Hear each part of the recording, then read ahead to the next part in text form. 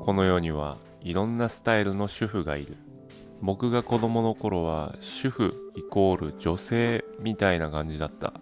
でもそれは僕が見た世間の常識みたいなもんだから、僕が知らなかっただけで男性の主婦もたくさんいたんだろうね。知らないけど。まあでも現在は明らかに昔よりも男性と女性の境みたいのがなくなってきていると思う。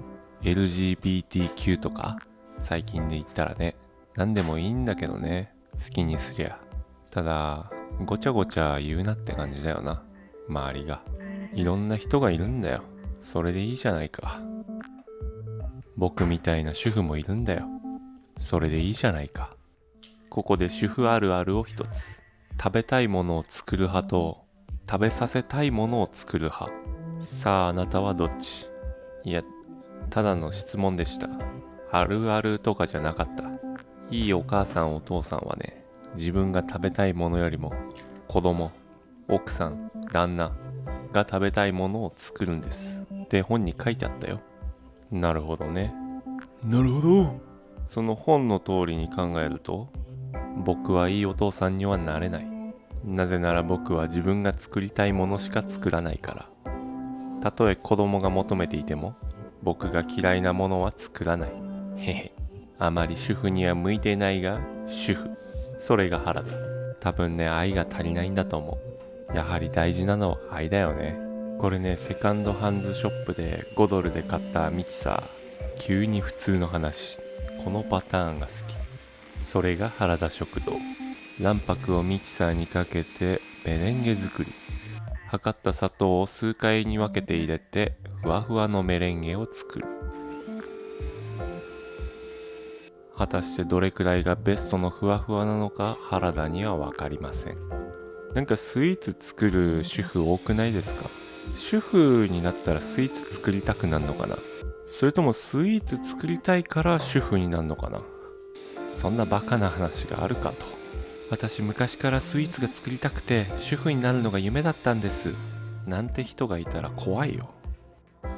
よくレシピとかで角が立つくらいっていう表現があるでしょ。まさにこれじゃない？角立ってない？いや、いろんな表現方法があって面白い。僕角立てちゃいました。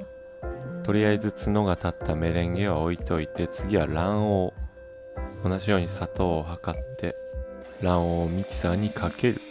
砂糖をざっと入れてドロドロになるまで。こいつは卵白と違っていくらミキサーしてもふわふわになることがないので、ちょっとなってるか。この程度だよな。ふわとろだね。ふわとろになるまでミキサーする。こっからよくわかんない。正直に言うけど。そう、今ね、ロールケーキの生地を作ってるところでございます。言い忘れてたね。そういうの言い忘れちゃうの良くないよね。でもこの原田食堂レシピ動画ということではないので、そこはご了承していただいて、今普通に喋ってますけどね。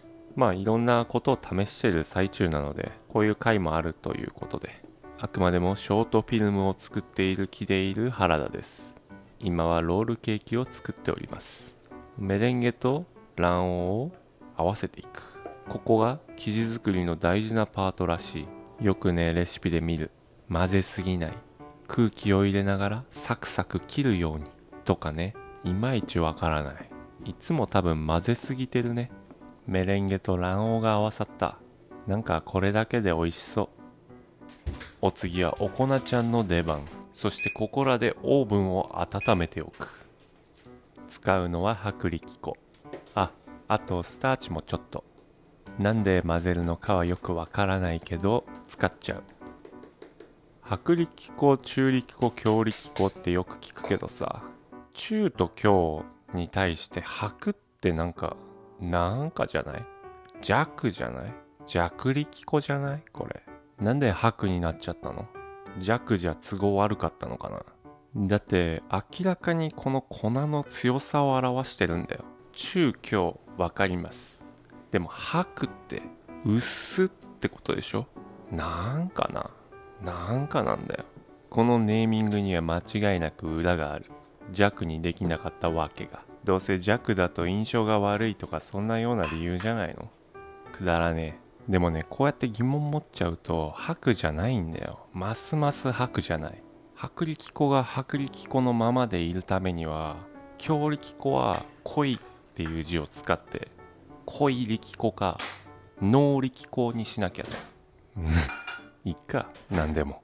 でも薄力粉だろうが弱力粉だろうがね、中力粉は中力粉のまま。すごくない？中って。もう粉の話はこの辺にしとくか。今何やってんだ？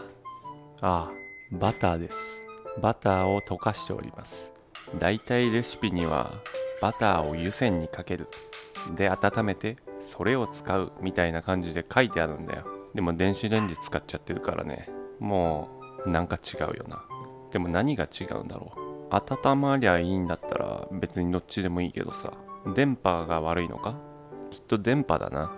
だってね、いたもん。電子レンジ好きじゃない人、なんか化学反応が起きてるからだと思うよ。電波通しちゃうから。それだ。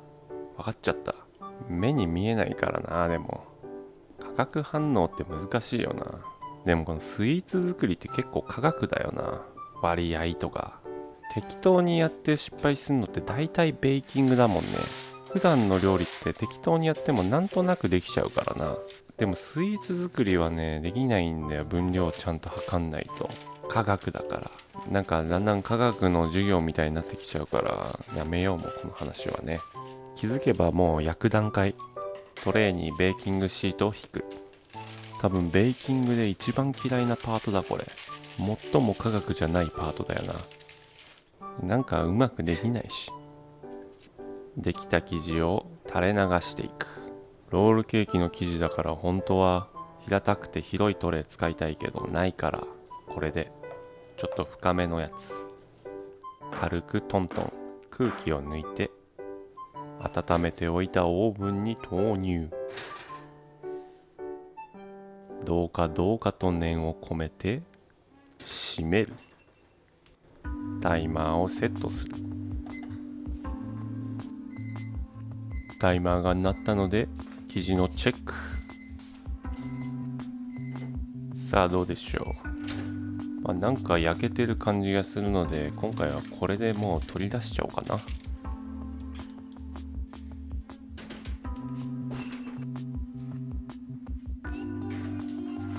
とりあえず生地を冷ます。美味しいかどうかは冷めてから確認する。今のところこれがロールケーキになるとは思えないな。そんなことを今気にしていてもしょうがないので、生地を冷ましている間に生クリームを作る。生クリーム大好き。ちゃんと水分を拭き取ったミキサーとボウルを使用。水分油分があると生クリームがうまく固まらない。科学だやっぱり。スイーツ作りは科学実験なんだよ。だからスイーツを作る主婦は科学者ってことになるよな。科学者だらけなんだな、この世の中は。そりゃ人類は進化していくよ。だって大半が科学者だからね。毎日実験してんだから。すごい結論が一つ出てしまった。人の進化が止まるとき、それは人が料理をやめたとき。今ここに一つ名言が生まれた。そして少し固めの生クリームも生まれた。角も立たないロールケーキに入れるから固めがいいやと思ったらこうなった。そしてこれ何人かは多分共感するあるあるだけど、母親とかが家でねスイーツ作りしてると、だいたいこの生クリーム作った後のねミキサーに残った生クリームくれるんだよ。僕もね子供がいたらね子供にね渡すもん。でも今いないからね、これは僕のもんだ。できた生クリームはラップをかけて冷蔵庫で冷やしておく。これで必要な材料は揃った。生地が完全に冷めたようなので、いよいよロールケーキ作りをしていく。ここが結構大事なパート。このままの生地だととても分厚くて巻けないので、半分にカット。ここは失敗できない。慎重にまっすぐカットしていく。意外と難しいんだよ。なんとかなりそう。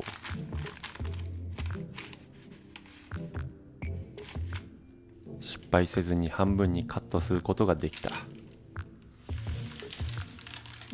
2等分にした生地の端っこを斜めにカット。こうすることで最後巻きやすくなるっぽい。なんか片方をうまくカットできなかったからもう食べちゃう。これ生地の味は悪くない。冷やしておいた生クリームを生地にのせて、いよいよ巻き巻きタイム。巻き始めのところに先ほどカットした端っこの部分を入れて巻き込んでいく。生地が折れないように慎重に巻く。いまいちよくわからないが、とりあえず巻ければいいと思ってるからね。よし。なんかお寿司のロールみたいだよな。負けた。そして2本目、同じように生クリームを塗って巻き巻きしていく。さっきみたいに切れ端がないっていう以外は変わらない。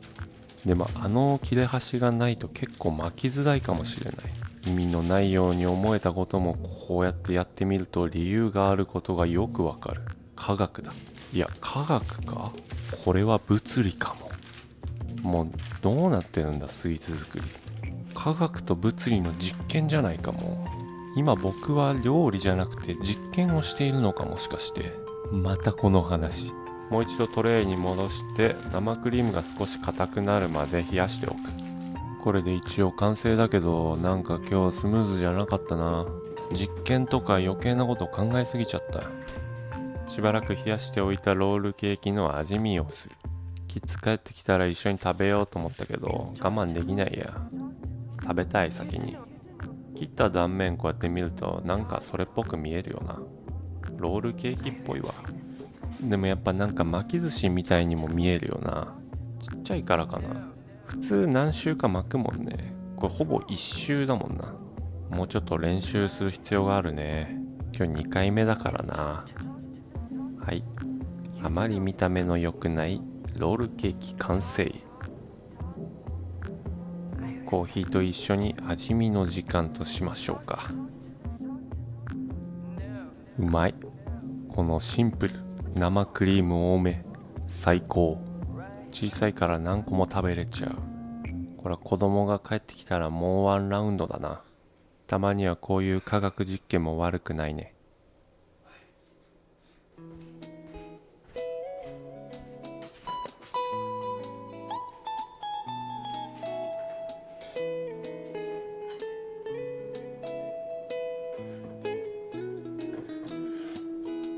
お腹が空いたな、なんか食べよう。動き出すのはそれからにしよう。気分に合った食材と